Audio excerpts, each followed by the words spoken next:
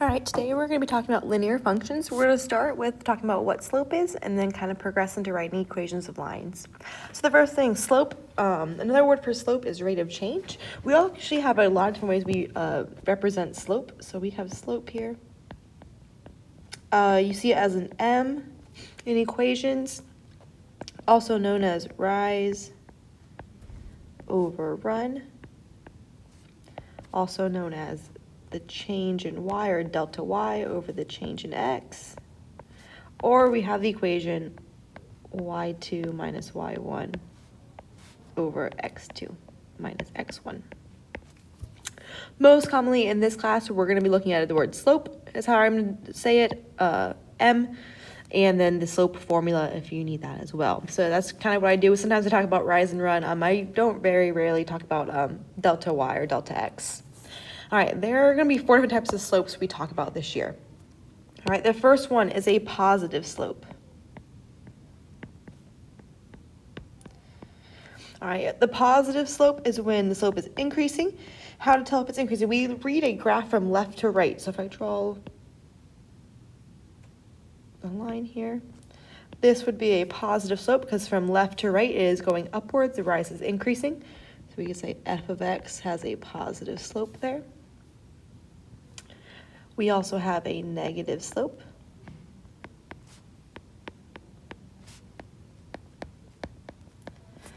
That will be going decreasing from left to right. So we say g of x right here, that would have a decreasing slope or a negative slope. Another type of slope is what we call a zero slope. So a zero slope is actually horizontal. There is no rise, you are only running left and right. So a zero slope.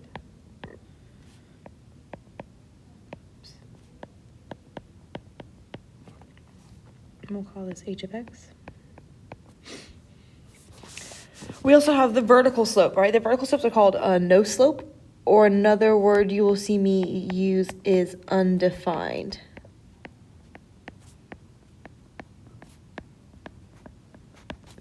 And that looks something like this.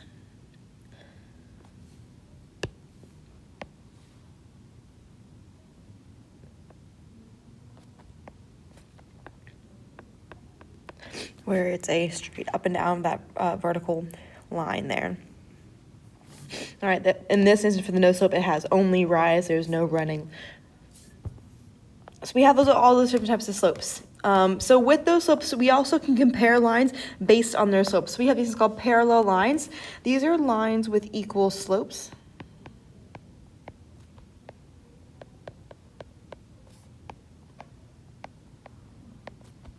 Or they have the same slope. Parallel lines never intersect or touch each other, which is why they have the same slope. They have the same rise and run. They'll continue on their path without intersecting. Perpendicular lines are lines with slopes which are opposite, which means you change the sign of it. Reciprocals, which means you flip the fraction.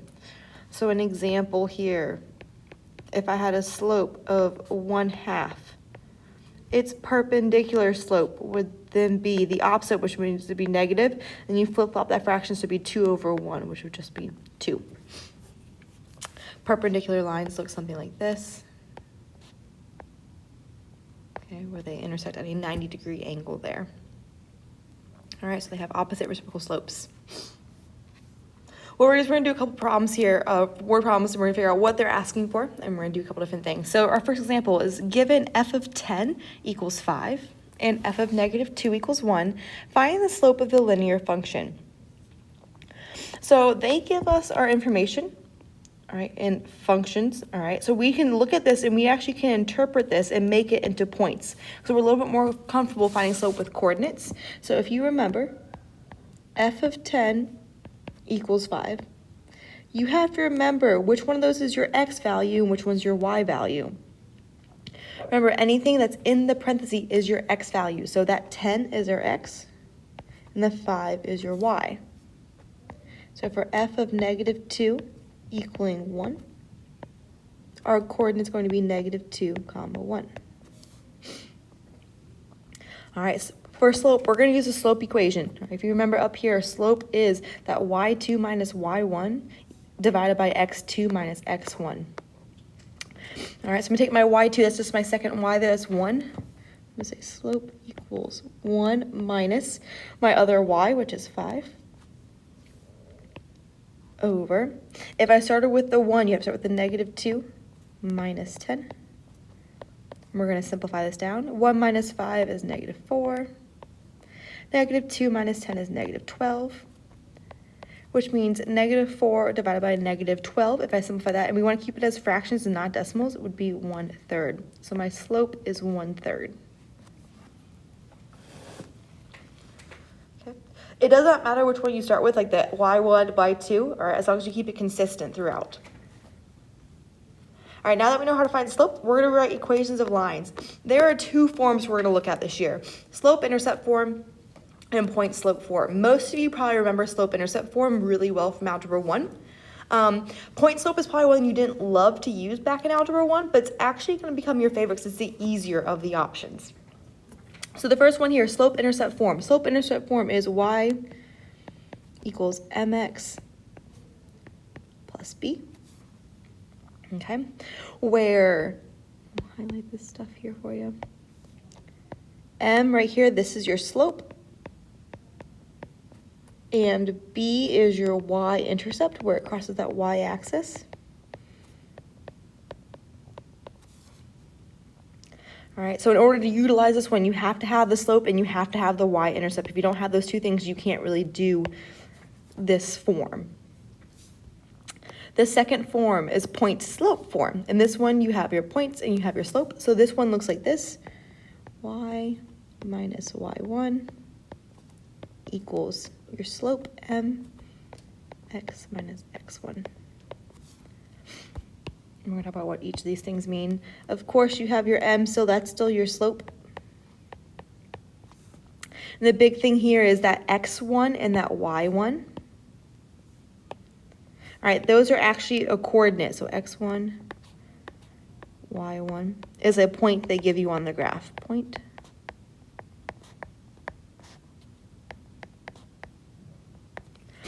All right, so it's just a point that's on the line somewhere.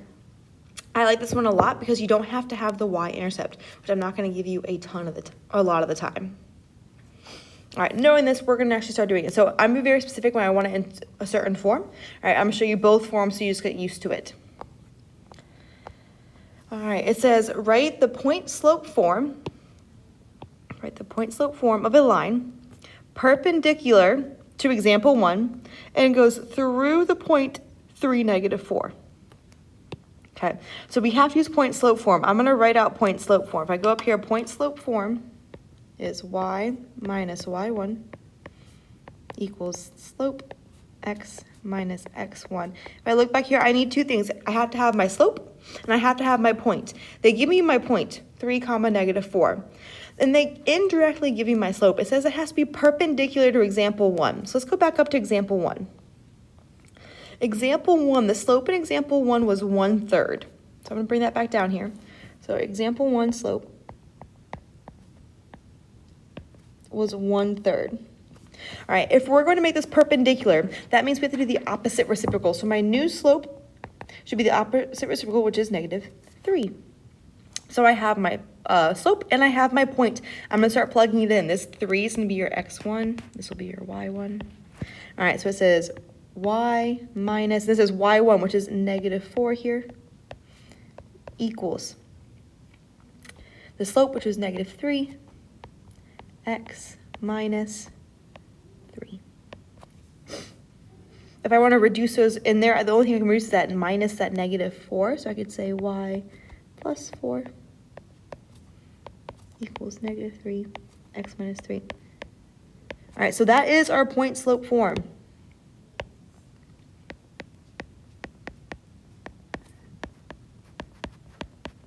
So we're done. All right, just so I can show you how to convert it, if I ask you for slope-intercept form, remember slope-intercept form is the y equals mx plus b form. You just have to solve for this y right here. So we're gonna have to get this y by itself. All right, so what I do is I would distribute that -3 all the way through. So I'd have y plus 4 equals -3x plus 9. I would subtract that 4 over.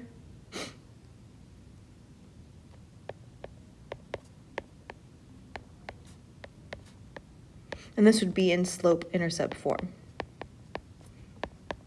So you can very easily convert point-slope form into slope-intercept form if need be. It's kind of impossible to go backwards from slope-intercept form to point-slope form. All right, but technically we could have stopped right here. This would have been a perfectly fine answer. I do want you, like, I wouldn't have taken this answer, all right, just because it's not completely simplified there. All right, let's try another problem. It says, write the slope-intercept form, so we're doing slope-intercept form, of a line through the point P is 7, -1, and parallel to this line right here. Oop, that's supposed to be a 0 there. All right, so it says it has to be parallel to the side. So from this equation here, we actually need to solve that so we know what the slope is. In order to find what the slope is, you want to convert that into slope-intercept form, aka we're going to solve for y here. All right, so that's our goal. We're going to solve for y. We're going to figure out what that might be. All right, so I'm going to add the 28 over. So I get 3x plus 7y equals 28. I'm going to subtract this 3x over. I'm going to divide by 7.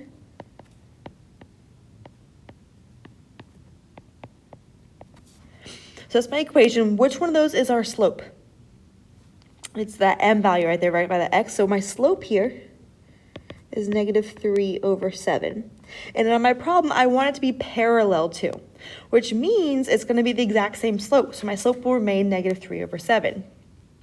Now it does say write into slope-intercept form. I do recommend you writing it into point-slope form first and then converting it to slope-intercept form.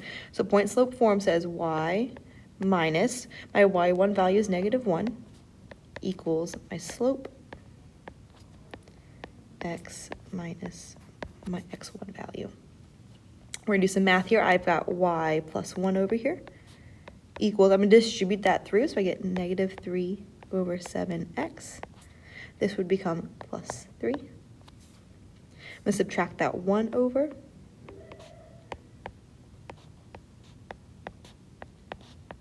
And I now have it in slope-intercept form. All right, guys, come to class with questions. I know this can be kind of crazy. Hopefully it's kind of familiar to what you saw in geometry last year, and then